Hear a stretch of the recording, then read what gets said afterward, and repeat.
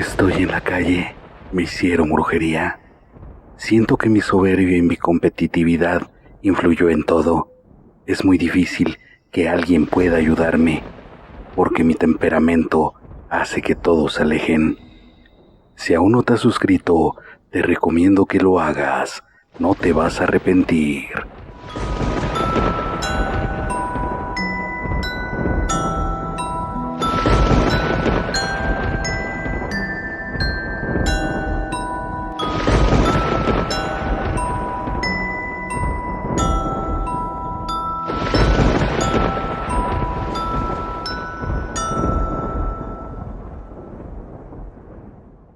La voz del oculto les presenta: La brujería me arrebató todo.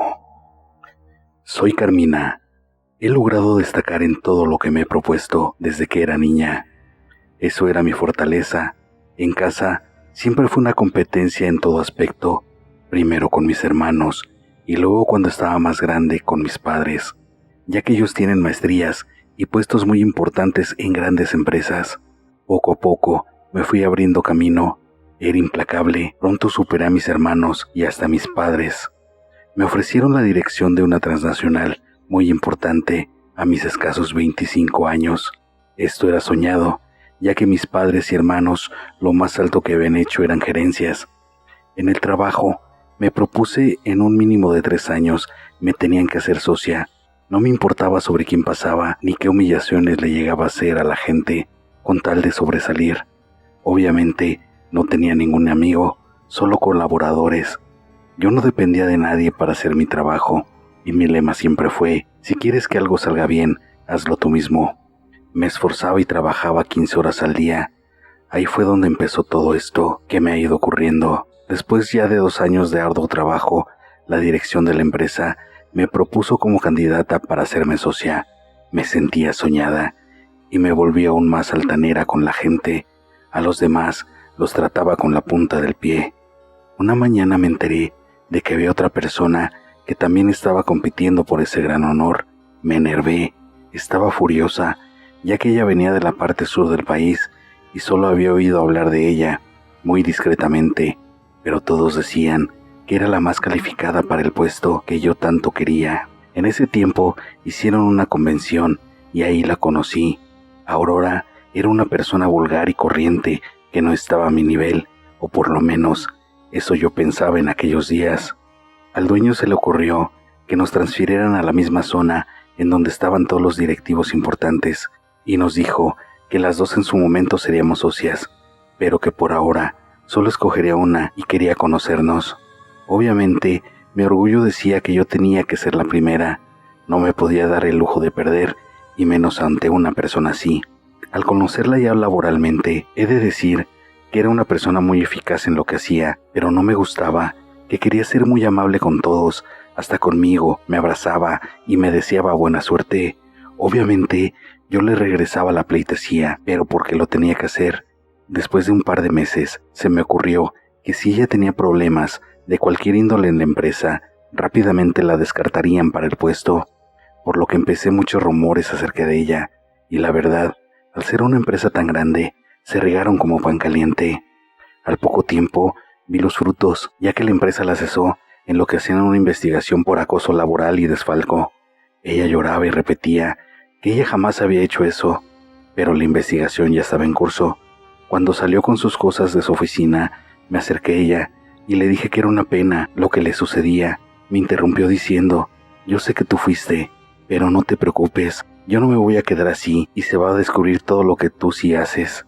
Me reí y le dije: no me amenaces, mejor felicítame por mi nuevo puesto. Se dio la media vuelta y se retiró.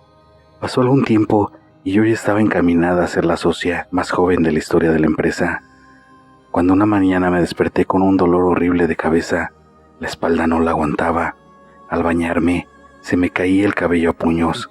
Me asusté y quise ir al médico, pero mi apretada agenda no me lo permitía, por lo que solo me tomé unas vitaminas y ya. Pero todo seguía en crecimiento, la boca me olía horrible y los dientes se me empezaban a aflojar.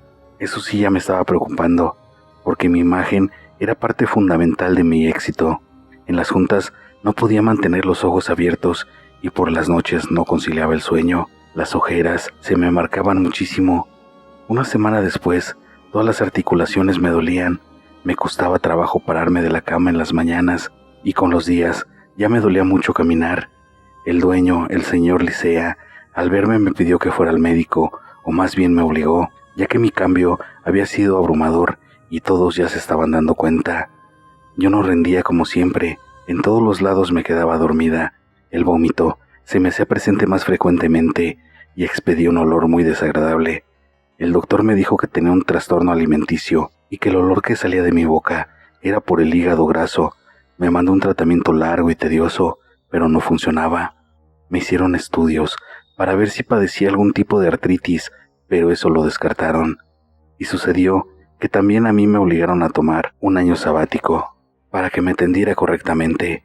Gasté sumas importantes en tratamientos y nada dio resultado, y pues el puesto de socio quedó a la deriva, ya que solo nosotras teníamos el potencial para el ascenso. Así que ahora me había propuesto el mejorar para regresar y me dieran el puesto. En esos días recibí un mensaje de Aurora que decía: «Hola amiga, ¿cómo estás? Supe que te descansaron, ¿estás bien?». Respondí: «¿Quién eres?», y me dijo: «¿Tan rápido te olvidaste de mí? Te prometí que no me ibas a olvidar».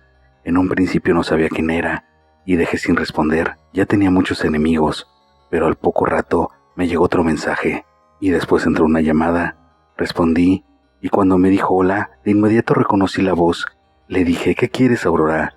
Ella me dijo con voz sarcástica: «¿Cómo te sientes? ¿Por qué una mujer tan educada como tú, de tanto mundo, no tiene la delicadeza de contestarme un mensaje?». Le contesté molesta: «¿Qué es lo que quieres? Estoy ocupada». Me interrumpió diciendo: «Con tus males, te apuesto lo que quieras, que aún no te encuentran qué es», y se reía como una loca. «Te lo dije, mejor ve a ver a un chamán o un brujo, para que te ayuden», y seguía riendo. Yo solo le respondí: «Estás loca», y le colgué. Tenía mucha angustia. En la mañana que llegó doña Ana, la señora que me hacía la limpieza, le pregunté que si creía en la brujería. Ella me respondió que sí. «Ay, patrona, desde antes yo le había querido comentar. Siento que le hicieron un trabajo, pues cómo se ha deteriorado, y mire, no le encuentran qué es». Le respondí: «¿En verdad crees eso?». Ella me dijo que sí. «¿No se ha dado cuenta que su casa está sombría? Hay muchos ruidos, tiene plagas, y esos son síntomas de brujería». Yo moví la cabeza y la dejé hablando sola, pero cuando estaba en mi cuarto sentí una angustia terrible, una ansiedad, como si alguien me estuviera apretando el corazón. Me latía muy fuerte y sentía que me faltaba el aire. Como pude, le grité a Ana. Cuando entró me ayudó y me dio un poco de salbutamol. Poco a poco fui recuperando la respiración. Llamó al doctor para que fuera a checarme. Después de un rato llegó y me dijo que mi cuerpo no respondía a los medicamentos, que tendrían que hacer más estudios. Esos días fueron los peores de mi vida. Ana me decía que buscara ayuda de alguien que hiciera trabajos, y yo accedí. Pero antes llamé a Aurora. Le dije: «Está bien, te creo que me hiciste brujería. ¿Qué hago para que me la quites?». Ella dijo que fuéramos a la empresa y les dijera lo que había hecho para que la cesaran. De inmediato le dije que jamás, y colgué. Pensé que solo me quería meter miedo, pero no lo conseguiría. Le dije a Ana que me llevara con las personas que ella conocía. Cuando llegamos, sentía muchos escalofríos y la ansiedad volvió. Entramos y me pasaron a leer el tarot.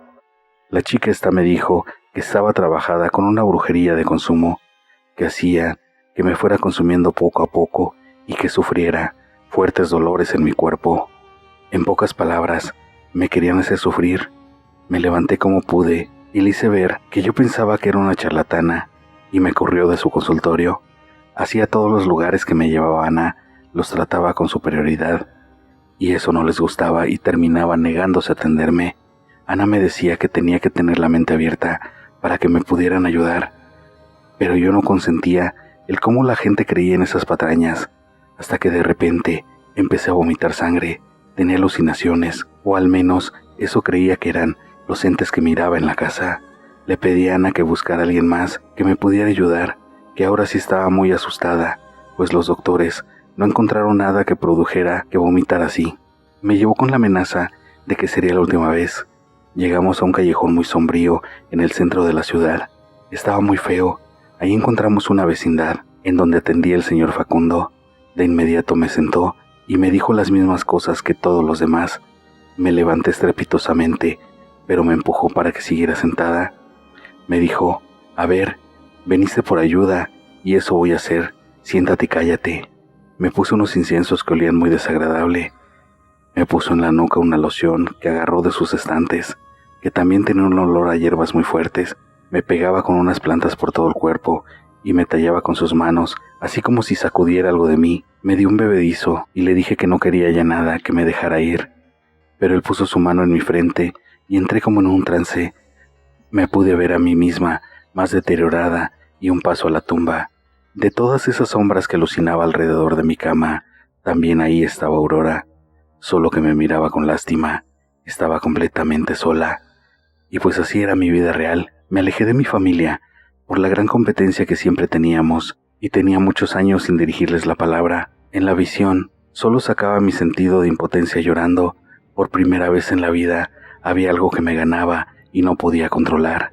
Cuando regresé en sí, le dije que ya creía todo lo que me estaba pasando, que me ayudara por favor, pero el señor Facundo respondió fríamente: mi trabajo era abrirte los ojos para que entendieras por qué te está pasando esto, y tú sabes qué hacer.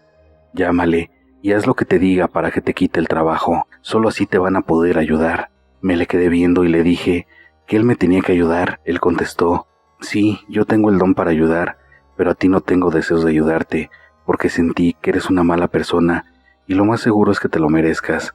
Me pidió que me retirara, me deseó suerte y me cerró la puerta casi en la nariz. Yo estaba furiosa. ¿Cómo se atrevía a tratarme así? Estuve unos días negándome a hablar con Aurora, pero cuando sufrí un ataque en la madrugada, sentí claramente cómo me ahorcaban, y cuando abrí los ojos, había una sombra encima de mí. Aparte, ya no aguantaba el dolor constante en mi cuerpo. Cambié de opinión y le marqué por la mañana. Le dije que si haría lo que ella quisiera. Fuimos a la empresa y le platiqué al señor Licea todo lo que inventé de Aurora. Aclaré que nada era cierto. Como era de esperarse, de inmediato me despidieron. Tenía más angustia, pues ya debía muchos servicios y hasta la renta, porque todo lo había gastado en tratamientos, pero sabía que quitándome la brujería volvería a levantarme. Al salir de la empresa, le dije a Aurora: ya hice mi parte, haz la tuya, quítame esto. Ella se llevó las manos a la cara y fingió sorpresa.